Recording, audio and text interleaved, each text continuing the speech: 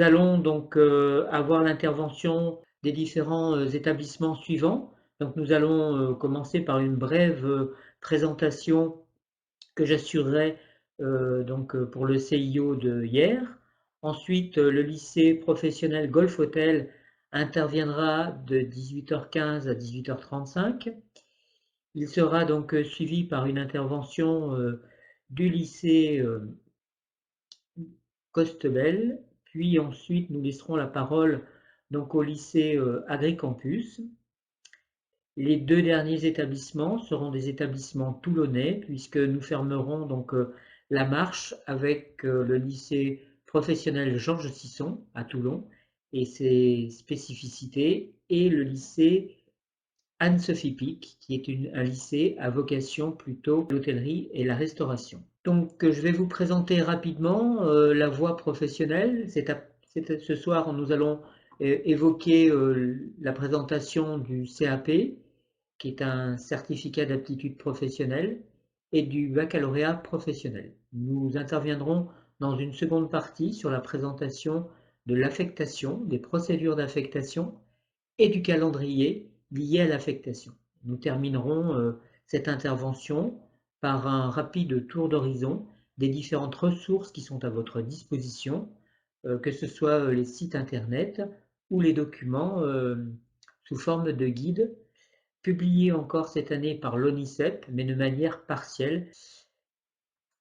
Première étape, et bien évidemment, il faut faire des choix d'orientation, c'est-à-dire que l'élève doit réfléchir à un certain nombre de paramètres, à la fois ses centres d'intérêt, ce qu'il aime, ses compétences, ses capacités, ses qualités.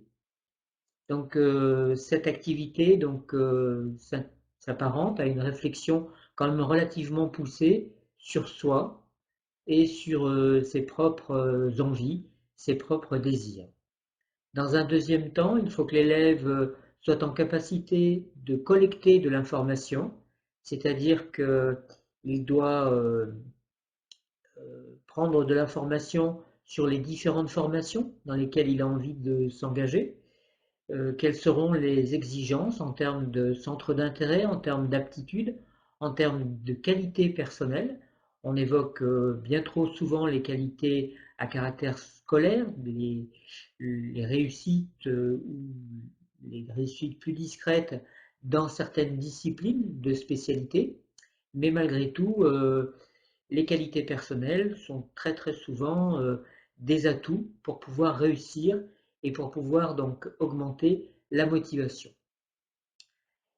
Il va falloir que l'élève réfléchisse également donc au contenu des différentes spécialités dans lesquelles il va s'engager l'année prochaine, quelles vont être les exigences de chacune de ces formations à caractère professionnel, que ce soit un certificat d'aptitude professionnelle, un CAP ou un baccalauréat professionnel.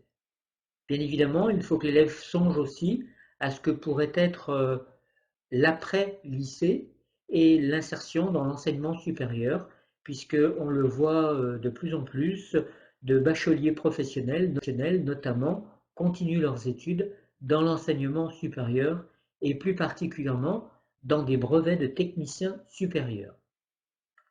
Alors nous allons aborder plus en détail donc la voie professionnelle et ses différentes composantes.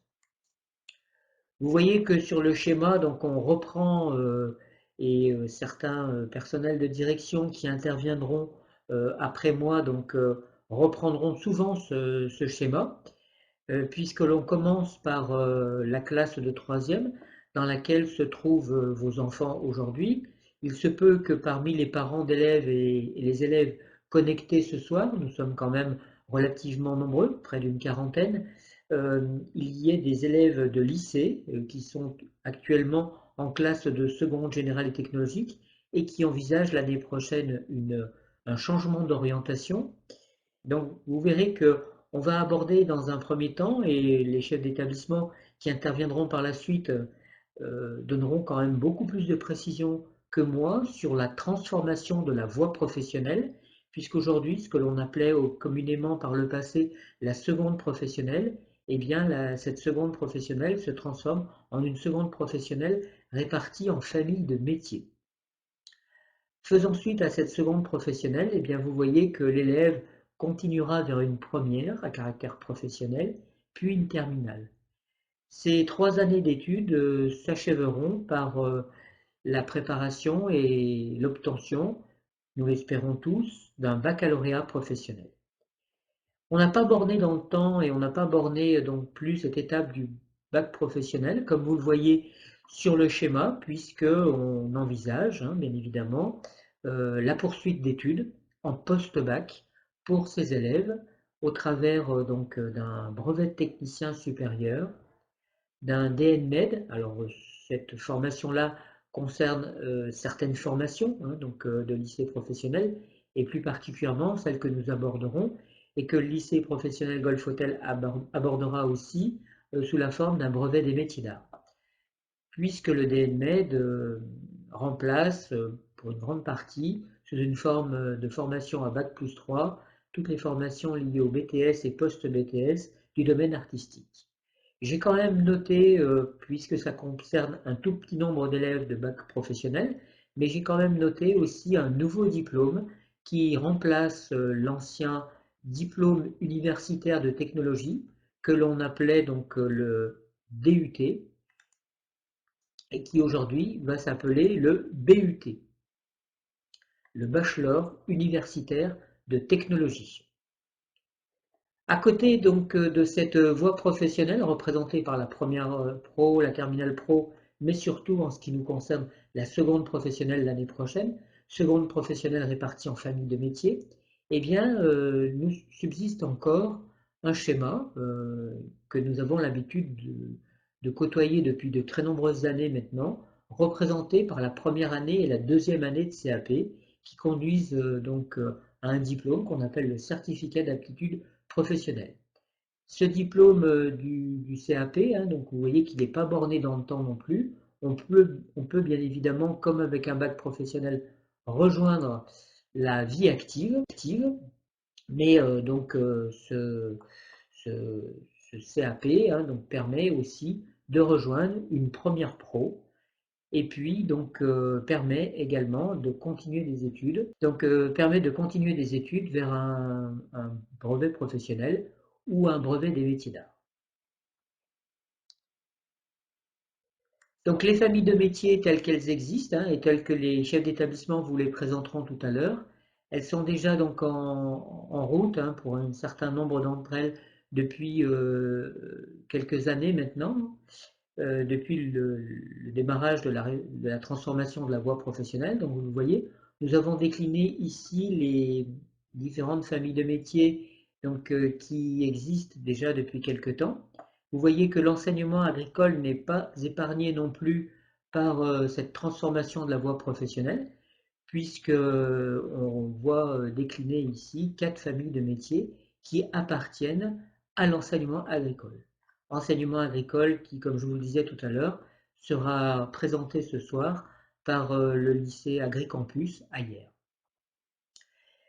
À la rentrée 2021, de nouvelles familles de métiers apparaîtront que nous avons déclinées ici sous une forme de shortlist ici. Hein, donc, vous voyez, donc c'était les dernières familles de métiers qui restaient encore en suspens jusqu'à présent. Donc, et on le voit, la majorité des bacs professionnels que nous avons à notre actif intégrera à la rentrée 2021 la déclinaison de ces familles de métiers-là. Bien évidemment, tous les baccalauréats professionnels n'intégreront pas forcément une famille de métiers.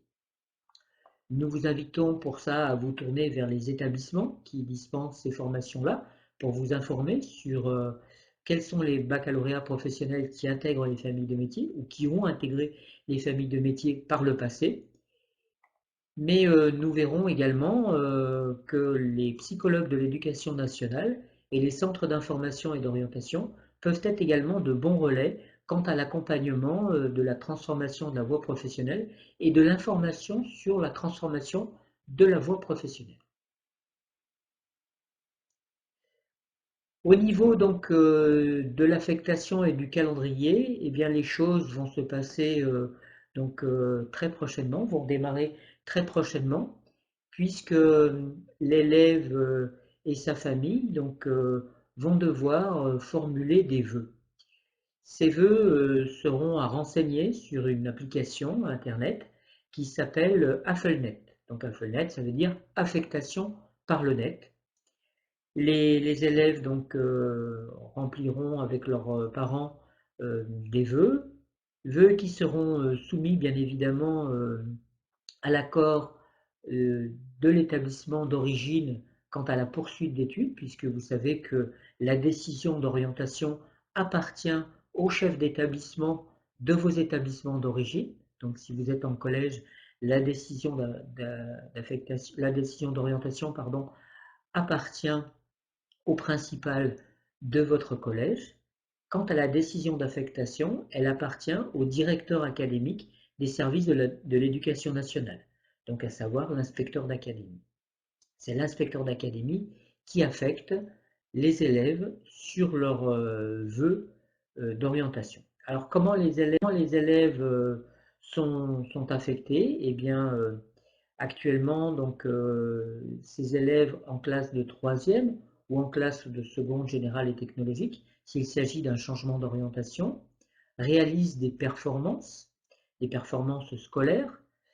En fonction de leurs performances, eh bien, ils vont obtenir un barème, c'est-à-dire un nombre de points qui vont intervenir dans leur affectation l'année prochaine. Alors, bien évidemment, il y a des formations qui sont dites pléthoriques, c'est-à-dire qu'il y a des formations pour lesquelles il y a moins de places que de candidats. Donc, bien évidemment, ce sont les élèves qui auront le barème le plus élevé qui seront affectés. C'est pourquoi il faut réfléchir très correctement à l'offre de formation de l'ensemble des établissements de votre bassin, mais au-delà du bassin aussi, puisque quelquefois les établissements comportent des internats qui permettent aux élèves de poursuivre leurs études à distance de leur lieu d'habitation et peuvent également être affectés sur des formations qu'ils ont à proximité de chez eux, mais à cause du barème, à cause de leur nombre de points accumulés cette année, n'ont pas pu avoir l'affectation souhaitée. Quelquefois, certaines situations peuvent apporter des points supplémentaires au barème, comme par exemple un élève qui appartiendrait au champ du handicap ou un élève qui serait donc atteint d'une certaine forme de pathologie pourrait voir son dossier boosté par un certain nombre de points supplémentaires.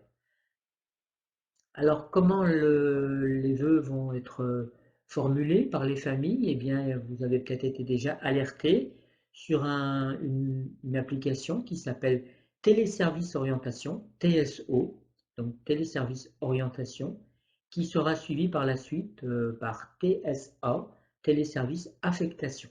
Donc, tout se passe à distance et les familles formulent des vœux qui sont d'abord des vœux de voie d'orientation, la voie générale et technologique que nous avons abordée hier au soir, la voie professionnelle, mais également la première année donc, de CAP. Les résultats d'affectation, eh bien, ils auront lieu à la fin du mois de juin. En général, ça se déroule toujours dans un intervalle compris entre le 28 et le 30 juin, de façon à ce que les élèves et les familles puissent aller s'inscrire dès la première semaine du mois de juillet et que l'on puisse faire tourner à nouveau l'application Affelnet tout début du mois de juillet en fonction des places qui resteront vacantes à l'issue du tour principal. Tous ces documents-là, eh bien, vous les aurez donc, et tout ce que je viens de vous dire, vous le retrouverez dans un guide qui s'intitule En classe de troisième, préparer son orientation, prévu pour la rentrée 2021, qui est actuellement téléchargeable, comme on vous l'a noté ici, sur le site de l'ONICEP, mais également sur le site du CIO d'hier, donc ciohier.fr, où vous pouvez retrouver ce guide. Ce guide ne parlera que des voies d'orientation et des différentes composantes de ces voies d'orientation. Pour tout ce qui est du carnet d'adresse, tel qu'on le connaissait par le passé et qui était développé par les délégations régionales de l'ONICEP.